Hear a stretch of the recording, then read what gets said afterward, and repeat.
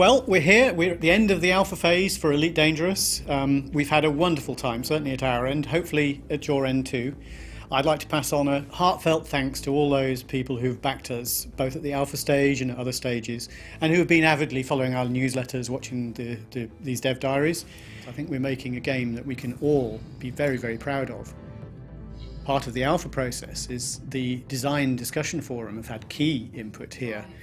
In the alpha, if you think back to the discussions we had about travelling around systems and the whole idea of supercruise, and I think the way sort of supercruise now, you can actually play it. So something has gone the full cycle from being discussed in the design discussion forum, the various different options that we had, now to actually playing it. I think it's one of the beauties of Alpha 4 is just seeing, seeing that you move around systems, seeing the scale of the whole thing. Really emphasize it, whether you're orbiting a star or a complex system around a gas giant, and discovering other players. All of that sort of side of things I think would have been quite different had Supercruise not been in the game as it was. So just talking a bit about some of the things that I've really enjoyed in Alpha 4, feeling the contrast between the spaceships. There's obviously we brought in the Eagle, but that feels quite a lot like the Sidewinder, but just specialising a bit more in combat. But the wonderful Lakon Type 9 does feel big and heavy. I love the practical, and for those who've realised, the multi-storey cockpit in that ship. Very, very big ship, lots of cargo, but actually not brilliant as a fighting ship. And I'm not sure if anyone, certainly at the time of recording, has actually managed to get the Anaconda yet, or find out how you get it, but it feels brilliantly big in contrast. I must admit, trying to dock it is harder than the other ships by quite a margin.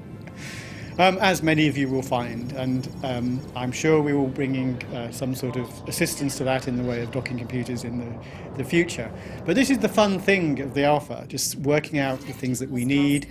The numerous encounters that you can have in the game. I think there are 46 different encounters. Many of you will have experienced them. We haven't seen yet on YouTube some of the more unlikely ones, but I'm sure that will come in the next days and weeks. One of the things that I really love is the feeling of scale that you get now in Alpha 4, more so than the previous alpha phases. We've seen the galactic map zooming down from the Milky Way down to a single star. But also you see that sense of scale as you're crossing the existing systems with the really big gas giants. They're prodigious in size, but as you approach them, they start off as a tiny little dot. As you zoom in, you see the rings, and the rings become larger. You see some of the moons appear. You see the rings filling the screen, going off the sides, and then you start to see the billions of little individual particles, at first they seem like, that make up the rings. As you zoom in, you see that they're slowly tumbling rocks. Then you realise each rock is absolutely huge as you fly in amongst them. And it's that sense of majesty, that sense of scale as you look across towards the planet, the sheer numbers of bodies, and how you can lose yourself in a world that's this big. But I can also see myself being chased. Through supercruise, down into a fight, or maybe I'm just hidden something here and I've left a little beacon where I can retrieve it. As we build the richness in the future, I love that dynamic range between the microscopic and the truly vast that comes across here. It's only a backdrop for the game, but it's something that really appeals to me. The fact that this or something very like it is really out there, whether it's the rings of Saturn or some gas giant that we've only just seen as a blip on some graph. But it will be out there. It will have those sort of that beauty, that majesty as it casts shadows across the place.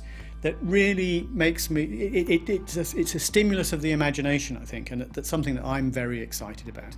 And we will see more and more coming together as we move into premium beta, coming at the end of this month. That's May the 30th, and then moving into full beta. And so. With that, I think we're making a game that we can all be very, very proud of. So I think I've been really pleased with the way our alpha process has worked. It's been enjoyable from both ends, as I've already said, and thank you very much for all those who've participated. The next months are just as exciting as we move to premium beta and then beta. And so thank you very much for all those who've taken part, and welcome to all of those who are now joining us. Thank you very much. 3, 2,